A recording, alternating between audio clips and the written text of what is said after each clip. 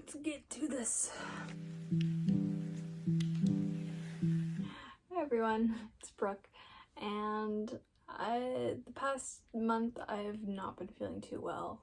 Finally now I have energy and I've been able to kind of get up and do more than just nap in my spare time. Throughout this month I've been kind of picking at things here and there, had a really big gap of not wanting to do anything at all, and to kind of just recap what I was able to do in March and in April, here's everything that I have made in the last 2 months. Number 1. So the first project that I had finished, the Holiday Slipover by Petite Knit. I knit it in the Knit Picks Simply Wool, and this is I believe it's super bulky weight yarn, and it's in the color Wilhelmina. So this was my second time making the Holiday Slipover, and I really like pairing it with a white shirt underneath. This is just a cotton blouse that I have.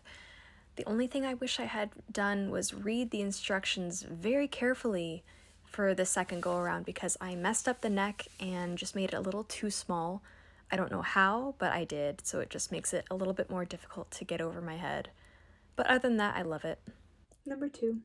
Next thing I made and finished. That's keyword finished. But basically, it is a gingham shirt with ties at the sides and a gathered bottom. Again, I like to style this over top of a cotton blouse, and this is so light and airy and easy to wear. Definitely best for the warmer days of spring.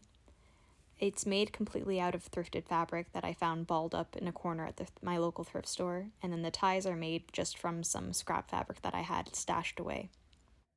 The only thing that I would change would be the neck hole. Again, I don't know what is wrong with me, but I made it too small. I could go back and change it and just add a little vent to the back, but because it's already done, I don't really want to touch it again, and it's good enough. I had to tweak this a lot, but I really like the fit of it. I made this during a time where I was in a big slump, when I was making the blue dress that I'm going to show in a bit that I've already made a video on. I got into this huge slump and rut where I felt like I couldn't make anything nice, and to kind of perk myself up, kind of get my head out of it, I tried to make this. And the first version I made of this was out of the completely wrong material. It was too thick and too heavy. It needed to be a little bit lighter and flowier for the right drape that I wanted. I'm very happy with how this turned out. Number 3. So at the same time that I was making that shirt, I was currently in the process of making the dress that I wore to a wedding. So what we've got here is a low back, a v-neck front, high peaked waist with a skirt that goes just above the knee, and some sleeves that have some gathers around the elbow and at the wrist to add some whimsy. It's made out of recycled bed sheets, and I've had this bed sheet for quite a while and finally found the right pattern and design that I wanted to use it for. Recap is, I am really happy with how this dress turned out, but it was a definite process. Although the inspiration for this dress comes from a fast fashion store, I did not want to give them my money, made that dress that I wanted better in a color that I liked, and the full process of me making it is in my previous video. So this is the next thing I made, which is a tied front red gingham top. Has a center keyhole and 2 darts at the sides. Very simple and easy thing that I made. In anticipation of the warm weather, I wanted to make this tie front top. I had a few Pinterest inspirations that I based it off of, but I made the pattern all myself.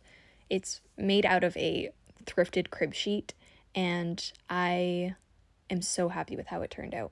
Instead of lining the full thing, I just wanted to make a nice facing along the edges for a clean finish, and it came together so fast. Very happy with how this turned out, and I can't wait to wear it this summer.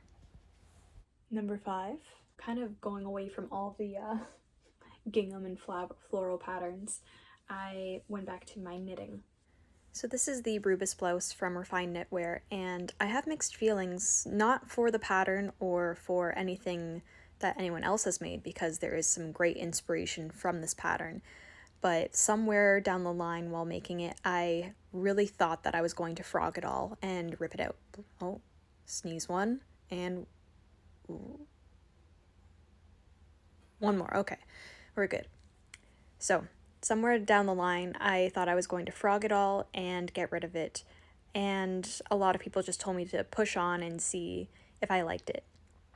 And so far, I think that it is nice. I just don't see myself wearing it this way. As weird as it is maybe to wear shirts backwards, I like to have that kind of option. So now that I wear it this way, I definitely see myself wearing it a lot more, and very glad I didn't get rid of it and pull it all apart. So I can see myself wearing it a lot more this spring and can't wait. Number 6. So by the end of March, I was able to make this playsuit. And the unique thing about this is that it is not a dress. It is a romper. I used the pattern that I had made for the blue dress to make this romper, and this is very close to actually what the inspiration for the blue dress was supposed to be. But instead of a dress, I made it into shorts. It is the fabric that I used for the mock-up of the wedding dress that I had made. I was deciding between this yellow color or the blue floral color. Very happy that I chose the floral for the final dress. But since I didn't want to waste the fabric, and it was half made, I decided to finish it off and make it into the romper. It has a very gentle pattern to it, and it is so light and fun, and I can't wait to wear it more this summer. So like there are 3 pieces around the leg hole, 2 across the sides, just to give me as much volume as I could get out of the fabric that I had left. Needed to kind of piece together and scrap up as much as I could. Really putting the play in playsuit here, and I absolutely love this, how it turned out. I love making things out of bed sheets just for the added bonus that it makes me feel like I hadn't left bed. So comfy, so breezy, and so fun. Number 7 and number 8. I had the need, not a want, I had the need to make this Cozy Days Daisy blanket pattern by All About Amy. 42 of these granny square flowers. That's a lot, but luckily these were super easy to make. The yarn that I used is the Lion brand upcycled in their Thick and Quick yarn. The blue is faded denim. This is whipped cream, and then I'm going to leave a link below in the description for everything that I can. So needed to make 42 of these. I made 42. I made a lot.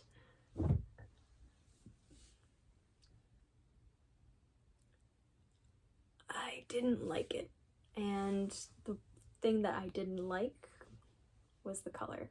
Once I started to put it all together, I saw that as much as I do like these colors together, I didn't want this much blue in a blanket. I like more earthy tones, more warm and cozy, and this is just very vibrant and bright. Not something that I want a giant blanket made out of. And as much as I loved the original blanket that All About Amy made, that is a blue color with the daisies in the inside, I wanted something that would fit my style now, and something that would fit into my home now, which was this olive green color, which turned out absolutely beautiful. As much as it was a pain to rip out all of the daisies to recreate this, I think it was worth it in the end. So this color is the Lion brand upcycled Thick and Quick in olive branch. One thing I will note after making this is that somehow this turned out extremely heavy, probably my yarn choice, but it is so soft, so I can't really say much. It just feels like a very nice weighted blanket. With my blue squares that I still have left over, I have intentions of making it into a seat cushion for my desk, so nothing is going to go to waste. All the blue yarn will be used up eventually. Number 9. Last thing I have to show is just something that I was able to take out of my mending pile. So I have a large pile of clothes that I have in my sewing room that I intend to mend one day, and then I just kind of leave them in the pile and they never escape, really. So I'm trying to conquer that this year. And so one of the tasks that I had to do was turning this gingham dress that I had made and taking the sleeve, which had a ruffle around the edge, and all I had to do was turn it under and sew around. That way the elastic was fully encased, as well as the ruffle was now turned into a hem, so that it was a flat finish instead of a ruffled finish. A lot of my mending pile is small fixes like these, so I feel stupid kind of having them piled up when the solution can take me 10 to 15 minutes, and then there's one less thing in the pile.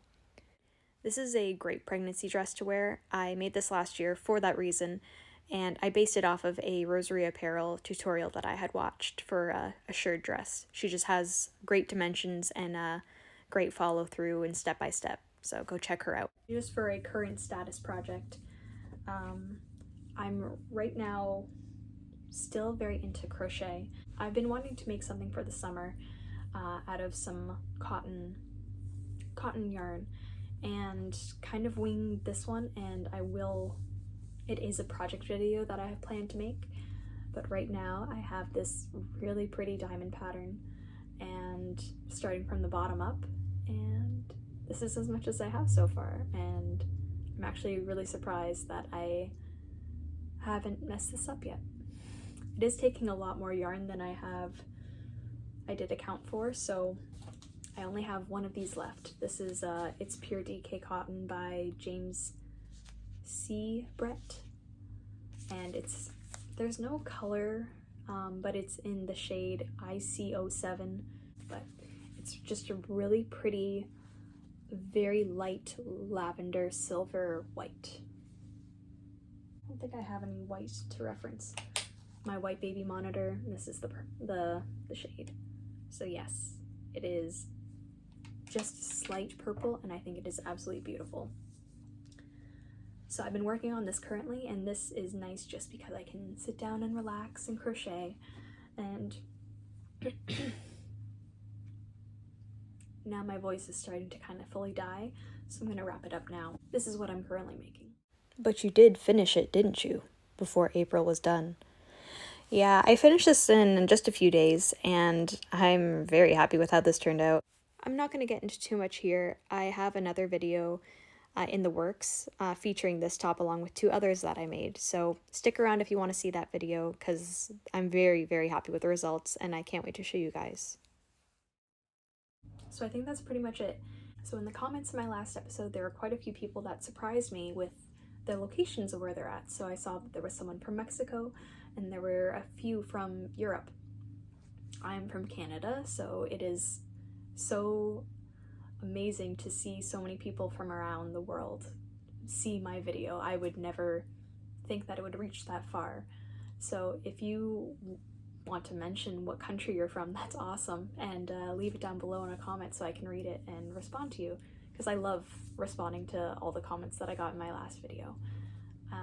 I hope you enjoyed this video and seeing everything that I made in the past 2 months. I'd like to give a shout out to both my grandmas, because they are my true inspiration for posting these videos. I never had the courage to post these things until I made one, and they loved it and kept asking me about it, and we're waiting for the next one to come out. So they are the true inspiration and drive behind me pushing out my creative content, and so far I'm really inspired and loving it. So thank you to them both. I love them completely. Please feel free to like, subscribe, and comment where you're from. I'd love to read them all. So until next time, thank you so much for watching, and I hope you have a great day.